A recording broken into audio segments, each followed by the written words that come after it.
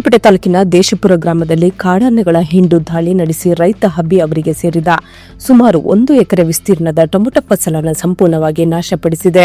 20 ದಿನಗಳಲ್ಲಿ ಕೊಯ್ಲಿಗೆ ಬರಬೇಕಿದ್ದ ಬೆಳೆ ಕಾಡಾನೆಗಳ ತುಳಿತಕ್ಕೆ ಸಿಲುಕಿದ ಪರಿಣಾಮ ರೈತರಿಗೆ ಭಾರೀ ಆರ್ಥಿಕ ನಷ್ಟ ಉಂಟಾಗಿದೆ. ರಾತ್ರಿ ವೇಳೆಯಲ್ಲಿ ನಡೆದ ಈ ದಾಳಿಯಿಂದಾಗಿ ಜಮೀನಿನಲ್ಲಿದ್ದ ಟೊಮೆಟೊ ಗಿಡಗಳು ಬೇರು ಸಮೇತ ಉರುಳಿ ಬಿದ್ದಿದ್ದು ಬೆಳೆ ಸಂಪೂರ್ಣವಾಗಿ ಹಾಳಾಗಿದೆ. ಈ ಭಾಗದಲ್ಲಿ ಇತ್ತೀಚಿನ ದಿನಗಳಲ್ಲಿ ಕಾಡಾನೆಗಳ ಸಂಚಾರ ಹೆಚ್ಚಾಗಿದ್ದು ರೈತರು ಆತಂಕ ವ್ಯಕ್ತಪಡಿಸಿದ್ದಾರೆ.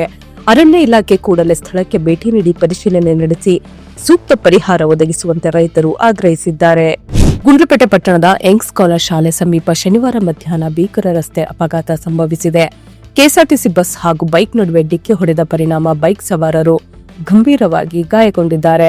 ಚಾಮರಾಜನಗರದಿಂದ ಗುಂಡ್ಲುಪೇಟೆ ಕಡೆಗೆ ಬರುತ್ತಿದ್ದ ಕೆಎಸ್ಆರ್ಟಿಸಿ ಬಸ್ ಯಂಗ್ಸ್ ಕಾಲೇಜ್ ಶಾಲೆಯ ಬಳಿ ಸಾಗುತ್ತಿದ್ದ ವೇಳೆ ಎದುರಿನಿಂದ ಬಂದ ಬೈಕ್ ಜೊತೆ ಅಪಘಾತ ಸಂಭವಿಸಿದೆ ಎನ್ನಲಾಗಿದೆ. ತಕ್ಷಣವೇ ಸ್ಥಳೀಯರ ಸಹಕಾರದಿಂದ ಗಾಯಾಳುಗಳನ್ನು ಗುಂಡ್ಲುಪೇಟೆ ತಾಲೂಕು ಸಾರ್ವಜನಿಕ ಆಸ್ಪತ್ರೆಗೆ ರವಾನಿಸಿ ಚಿಕಿತ್ಸೆ ನೀಡಿಸಲಾಗಿದೆ. ಘಟನೆಯ ಕುರಿತು ಗುಂಡ್ಲುಪೇಟೆ ಪಟ್ಟಣ ಪೊಲೀಸ್ ಠಾಣೆಯಲ್ಲಿ ಪ್ರಕರಣ ದಾಖಲಾಗಿದ್ದು ಅಪಘಾತದ ನಿಖರ ಕಾರಣ ಕುರಿತು ಪೊಲೀಸರು ತನಿಖೆ ನಡೆಸುತ್ತಿದ್ದಾರೆ. ಗುಂಡ್ಲುಪೇಟೆ ತಾಲೂಕಿನ ಬರ್ಗಿ ಗ್ರಾಮದಲ್ಲಿ ಜಮೀನಿನಲ್ಲಿ ಮೇಯುತ್ತಿದ್ದ ಹಸುವಿನ ಮೇಲೆ ಶನಿವಾರ ಮಧ್ಯಾಹ್ನ 12 ಗಂಟೆಯ ವೇಳೆಗೆ ಹುಲಿ ದಾಳಿ ನಡೆಸಿದೆ. ಕೇವಲ 1 ವಾರದ ಹಿಂದೆ ಬರಗಿ ಗ್ರಾಮದ ಮುಕ್ತಿ ಕಾಲೋನಿಯಲ್ಲಿ ಹುಲಿ ಕಾಣಿಸಿಕೊಂಡು ಬಂಡೀಪುರ ಅರಣ್ಯ ಇಲಾಖಾ ಸಿಬ್ಬಂದಿ ಅರವಳಿಕೆ ಮದ್ದು ನೀಡಿ ಅದನ್ನ ಸೆರೆ ಹಿಡಿದಿದ್ದರು. ಆ ಘಟನೆ ಮಾಸುವ ಮುನ್ನವೇ ಮತ್ತೆ ಹುಲಿ ದಾಳಿ ನಡೆದಿರುವುದು ಗ್ರಾಮಸ್ಥರಲ್ಲಿ ಆಕ್ರೋಶಕ್ಕೆ ಕಾರಣವಾಗಿದೆ.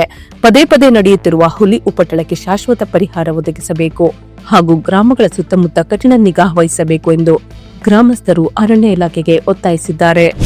ಪಟ್ಟಣದ ಡಾ ಬಿ.ಆರ್. ಅಂಬೇಡ್ಕರ್ ಭವನದ ಮುಂಭಾಗ ಡಾ ಬಿ.ಆರ್. ಅಂಬೇಡ್ಕರ್ ಪ್ರತಿಮೆ ನಿರ್ಮಾಣಕ್ಕೆ ಭೂಮಿ ಪೂಜೆ ಕಾರ್ಯಕ್ರಮವನ್ನು ಮಾಜಿ ಸಂಸದ ಎ. ಸಿದ್ದರಾಜು, ಕಾಡಾ ಮಾಜಿ ಅಧ್ಯಕ್ಷ ಎಚ್.ಎಸ್. ನಂಜಪ್ಪ ಹಾಗೂ ಸಚಿವ ಡಾ ಎಚ್.ಸಿ. ಮಹದೇವಪ್ಪ ಅವರ ಆಪ್ತ ಸಹಾಯಕ ಹೊರೆಯಾಲ ಗೋಪಾಲ್ ರವರು ನೆರವೇರಿಸಿದರು. ಈ ಸಂದರ್ಭದಲ್ಲಿ ಮಾತನಾಡಿದ ಹೊರೆಯಾಲ ಗೋಪಾಲ್ ರವರು ಕಳೆದ 2 ವರ್ಷಗಳ ಹಿಂದೆ ಅಂಬೇಡ್ಕರ್ ಜಯಂತಿ ಆಚರಣೆಯ ವೇಳೆ ಹಿರಿಯ ಮುಖಂಡರ ಸಲಹೆಯಂತೆ ಪಟ್ಟಣದಲ್ಲಿ ಡಾ ಬಿ.ಆರ್. ಅಂಬೇಡ್ಕರ್ ಪ್ರತಿಮೆ ನಿರ್ಮಾಣ ಮಾಡುವ ನಿರ್ಧಾರ ಕೈಗೊಳ್ಳಲಾಗಿತ್ತು. ಆದರೆ ಅಂಬೇಡ್ಕರ್ ಭವನದ ಮುಂಭಾಗ ಪ್ರತಿಮೆ ನಿರ್ಮಾಣಕ್ಕೆ ವಿರೋಧ ವ್ಯಕ್ತಪಡಿಸಿದ್ದ ಕೆಲ ಮುಖಂಡರು ತಾಲೂಕಿನ ಮಲ್ಲೈನ್ಪುರದ ಗುಡ್ಡದಲ್ಲಿ ಬುದ್ಧನ ಪ್ರತಿಮೆಯನ್ನು ಸ್ಥಾಪಿಸಿರುವುದನ್ನು ಉಲ್ಲೇಖಿಸಿ ಪ್ರತಿಮೆಗೆ ವಿರೋಧ ವ್ಯಕ್ತಪಡಿಸಿದವರ ವಿರುದ್ಧ ಅವರು ತೀವ್ರ ಟೀಕೆ ವ್ಯಕ್ತಪಡಿಸಿದರು. ಕಾಡಾ ಮಾಜಿ ಅಧ್ಯಕ್ಷ ಎಚ್.ಎಸ್. ನಂಜಪ್ಪ ಮಾತನಾಡಿ, ಡಾ ಬಿ.ಆರ್. ಅಂಬೇಡ್ಕರ್ ಅವರು ಯಾವುದೇ ಒಂದು ವರ್ಗಕ್ಕೆ ಸೀಮಿತರಾಗದೆ ಸಮಾಜದ ಕಟ್ಟಕಡೆಯ ವ್ಯಕ್ತಿಗೂ ನ್ಯಾಯ ಒದಗಿಸುವ ಸಂವಿಧಾನವನ್ನ ದೇಶಕ್ಕೆ ನೀಡಿದ್ದಾರೆ. ಅಂಬೇಡ್ಕರ್ ರಚಿಸಿದ ಸಂವಿಧಾನವನ್ನ ತಿರುಚುವ ಯತ್ನಗಳು ನಡೆಯುತ್ತಿದ್ದು ಅದಕ್ಕೆ ಅವಕಾಶ ನೀಡಬಾರದು ಎಂದರು. ಕಾರ್ಯಕ್ರಮದಲ್ಲಿ ಜಿಲ್ಲಾ ಪಂಚಾಯಿತಿ ಮಾಜಿ ಉಪಾಧ್ಯಕ್ಷ ಕಬ್ಬಳ್ಳಿ ಮಹೇಶ್, ಮಾಜಿ ಸದಸ್ಯರಾದ ಬಿಕೆ ಬೊಮ್ಮಯ್ಯ, ಶಿವಸ್ವಾಮಿ, ಎಪಿಎಂಸಿ ಅಧ್ಯಕ್ಷ ರಂಗೂಪುರ ನಾಗರಾಜ್, ಮಾಜಿ ಅಧ್ಯಕ್ಷ ಮಳೈನುಂಡಿ ಬಸವರಾಜ್, ಬಿಜಿ ಶಿವಕುಮಾರ್, ಕಬ್ಬಳ್ಳಿ ನಂಜುಂಡಸ್ವಾಮಿ, ರಾಜ್ಗೋಪಾಲ್, ಮಲ್ರಾಜು, ಸೋಮಣ್ಣ, ರಾಜು, ಹೊಸಳ್ಳಿ ಮಧುಸೂದನ್ ಸೇರಿದಂತೆ ಅನೇಕ ಮುಖಂಡರು ಹಾಗೂ ಸಾರ್ವಜನಿಕರು ಉಪಸ್ಥಿತರಿದ್ದರು. ಗುಂಡ್ಲುಪೇಟೆ ತಾಲೂಕಿನ ನೇನಕಟ್ಟೆ ಗ್ರಾಮದಲ್ಲಿ ಚಿರತೆಯೊಂದು ಕಾಣಿಸಿಕೊಂಡು ಸ್ಥಳೀಯರಲ್ಲಿ ಆತಂಕ ಮೂಡಿಸಿದೆ. ತಡರಾತ್ರಿ ಗ್ರಾಮದ ಒಳಗೆ ಪ್ರವೇಶಿಸಿದ ಚಿರತೆ ನಿರ್ಭಯವಾಗಿ ಓಡಾಟ ನಡೆಸಿರುವ ದೃಶ್ಯಗಳು ಸಿಸಿಟಿವಿ ಕ್ಯಾಮೆರಾದಲ್ಲಿ ಸೆರೆಯಾಗಿದೆ. ಈ ಬಗ್ಗೆ ತಕ್ಷಣವೇ ಅರಣ್ಯ ಇಲಾಖೆಗೆ ಮಾಹಿತಿ ನೀಡಲಾಗಿದೆ. ಬಂಡೀಪುರ ಹುಲಿ ಸಂರಕ್ಷಿತ ಪ್ರದೇಶದ ಗುಂಡ್ಲುಪೇಟೆ ಬಫರ್ ಝೋನ್ ವಲಯಕ್ಕೆ ಸೇರಿರುವ ನೇನೆಕಟ್ಟೆ ಗ್ರಾಮದಲ್ಲಿ ಚಿರತೆ ಕಾಣಿಸಿಕೊಂಡಿರುವುದರಿಂದ ಗ್ರಾಮಸ್ಥರು ಭಯಭೀತರಾಗಿದ್ದಾರೆ. ಮುಂಜಾನೆ ಸಿಸಿಟಿವಿ ದೃಶ್ಯಗಳನ್ನು ನೋಡಿದವರು ಬೆಚ್ಚಿ ಬಿದ್ದಿದ್ದು ಘಟನೆಯ ಪರಿಣಾಮವಾಗಿ ಕೃಷಿ ಚಟುವಟಿಕೆಗಳಿಗೆ ಜಮೀನುಗಳಿಗೆ ತೆರಳಲು ರೈತರು ಹಿಂದೇಟು ಹಾಕುತ್ತಿದ್ದಾರೆ. ಕರ್ನಾಟಕ ಕಾವಲು ಪಡೆಯ ವತಿಯಿಂದ ಇಂದು ಗುಂಡ್ಲುಪೇಟೆ ಪಟ್ಟಣದ ಹೊಸೂರಿನಲ್ಲಿ ವಾಸವಾಗಿರುವ ಮಧುರವರ ಪುತ್ರಿಯಾದ ಎಂ ಮೋನಿಶಾ ಎಂಬ 6ನೇ ತರಗತಿ ವಿದ್ಯಾರ್ಥಿನಿಯನ್ನು ಗೌರವಿಸಲಾಯಿತು. ಇತ್ತೀಚೆಗೆ ನಡೆದ ರಾಷ್ಟ್ರೀಯ ಮಟ್ಟದ ಊಶೋ ಚಾಂಪಿಯನ್ಶಿಪ್ನಲ್ಲಿ ಚಿನ್ನದ ಪದಕ ಗೆದ್ದು ಜಿಲ್ಲೆಗೆ ಕೀರ್ತಿ ತಂದ ಹಿನ್ನೆಲೆಯಲ್ಲಿ ಕಾವಲು ಪಡೆಯ ಸಂಘಟನೆಯಿಂದ ಶುಭ ಹಾರೈಸಿ ಸನ್ಮಾನಿಸಲಾಯಿತು. ಈ ಸಂದರ್ಭದಲ್ಲಿ ಮಾತನಾಡಿದ ಕಾವಲು ಪಡೆಯ ತಾಲೂಕು ಅಧ್ಯಕ್ಷ ಎ. ಅಬ್ದುಲ್ ಮಾಲಿಕ್ ರವರು ಸಮಾಜದಲ್ಲಿ ಇಂತಹ ಪ್ರತಿಭಾವಂತ ಮಕ್ಕಳನ್ನ ಹುಡುಕಿ ಗುರುತಿಸಿ ಅವರಿಗೆ ಪ್ರೋತ್ಸಾಹ ನೀಡುವುದು ಪ್ರತಿಯೊಬ್ಬರ ಕರ್ತವ್ಯ ಎಂದರು. ಕನ್ನಡಪರ ಹಿರಿಯ ಹೋರಾಟಗಾರ ಬ್ರಹ್ಮಾನಂದ್ ವಿದ್ಯಾರ್ಥಿನಿಗೆ ಶುಭ ಕೋರಿದರು.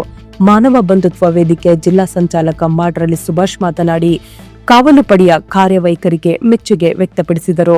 ಕಾರ್ಯಕ್ರಮದಲ್ಲಿ ಕಾವಲು ಪಡೆಯ ಜಿಲ್ಲಾ ಕಾರ್ಯಾಧ್ಯಕ್ಷ ಅಬ್ದುಲ್ ರಶೀದ್, ತಾಲೂಕು ಕಾರ್ಯದರ್ಶಿ ಎಸ್ ಮುಬಾರಕ್, ಆರ್ಡಿ ಉಲ್ಲಾಸ್, ಶಿಕ್ಷಕ ಪ್ರಸನ್ನ, ಟೌನ್ ಉಪಾಧ್ಯಕ್ಷ ಸಾದಿಕ್ ಪಾಷಾ, ಟೌನ್ ಗೌರವಾಧ್ಯಕ್ಷ ಶಕೀಲ್ ಟೌನ್, ಸಂಚಾಲಕ ಮುಂಟಿಪುರ ಮಾದಯ್ಯ ಸೇರಿದಂತೆ ವಿದ್ಯಾರ್ಥಿನಿಯ ಪೋಷಕರು ಹಾಗೂ ಶಿಕ್ಷಕಿಯರು ಉಪಸ್ಥಿತರಿದ್ದರು. ರಾಜನಗರ ಜಿಲ್ಲಾ ಪೊಲೀಸ್ ಇಲಾಖೆ ಹಾಗೂ ಮಹಿಳಾ ಮತ್ತು ಮಕ್ಕಳ ಅಭಿವೃದ್ಧಿ ಇಲಾಖೆ ಸಹಯೋಗದಲ್ಲಿ ಮಹಿಳಾ ಮತ್ತು ಮಕ್ಕಳ ಸುರಕ್ಷತೆಗಾಗಿ ಕರ್ನಾಟಕ ಸರ್ಕಾರದ ನೂತನ ಯೋಜನೆಯಾದ ಅಕ್ಕಪಡೆ ಗಸ್ತು ವಾಹನ ಕಾರ್ಯಕ್ರಮಕ್ಕೆ ಚಾಲನೆ ನೀಡಲಾಯಿತು. ಕಾರ್ಯಕ್ರಮವನ್ನು ಗುಂಡ್ಲುಪೇಟೆ ವಿಧಾನಸಭಾ ಕ್ಷೇತ್ರದ ಶಾಸಕರಾದ ಎಚ್ಎಂ ಗಣೇಶ್ ಪ್ರಸಾದ್ ಹಾಗೂ ಜಿಲ್ಲಾ ಉಸ್ತುವಾರಿ ಸಚಿವರಾದ ಕೆ ವೆಂಕಟೇಶ್, ಚಾಮರಾಜನಗರ ವಿಧಾನಸಭಾ ಕ್ಷೇತ್ರದ ಶಾಸಕರಾದ ಪುಟ್ಟರಂಗ ಶೆಟ್ಟಿ ಉಪಸ್ಥಿತರಿದ್ದರು. ಇದೇ ವೇಳೆ ಕಾಡಾ ಅಧ್ಯಕ್ಷರಾದ ಮರಿಸ್ವಾಮಿ, ಜಿಲ್ಲಾಧಿಕಾರಿ ರೂಪಾ, ಜಿಲ್ಲಾ ಪಂಚಾಯತ್ ಮುಖ್ಯ ಕಾರ್ಯನಿರ್ವಾಹಕ ಅಧಿಕಾರಿ ಮೋನಾರತ್, ಪೊಲೀಸ್ ಇಲಾಖೆಯ ಹಿರಿಯ ಅಧಿಕಾರಿಗಳು, ಸಿಬ್ಬಂದಿ ಹಾಗೂ ಸಾರ್ವಜನಿಕರು ಕಾರ್ಯಕ್ರಮದಲ್ಲಿ ಭಾಗವಹಿಸಿದ್ದರು.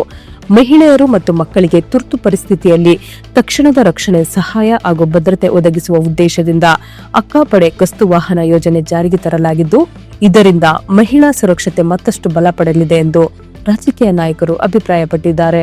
ರಾಜ್ಯ ಸರ್ಕಾರವು 2025-26ನೇ ಸಾಲಿಗೆ ಸಹಕಾರ ಸಂಘಗಳ ಸದಸ್ಯರಿಗಾಗಿ ಯಶಸ್ವಿನಿ ಆರೋಗ್ಯ ರಕ್ಷಣಾ ಯೋಜನೆಯನ್ನು ಮುಂದುವರಿಸಲು ಆದೇಶ ಹೊರಡಿಸಿದೆ. ಜೊತೆಗೆ ಹೊಸ ಸದಸ್ಯರ ನೋಂದಣಿಗೂ ಅವಕಾಶ ನೀಡಲಾಗಿದೆ. ಈ ಯೋಜನೆಯಡಿ ಸಹಕಾರ ಸಂಘಗಳ ಸದಸ್ಯರು ಮತ್ತು ಅವರ ಕುಟುಂಬದವರು ವಾರ್ಷಿಕ ಗರಿಷ್ಠ ರು 5 ಲಕ್ಷದವರೆಗೆ ಸರ್ಕಾರ ನಿಗದಿಪಡಿಸಿರುವ ಆಸ್ಪತ್ರೆಗಳಲ್ಲಿ ಚಿಕಿತ್ಸೆ ಪಡೆಯಬಹುದು.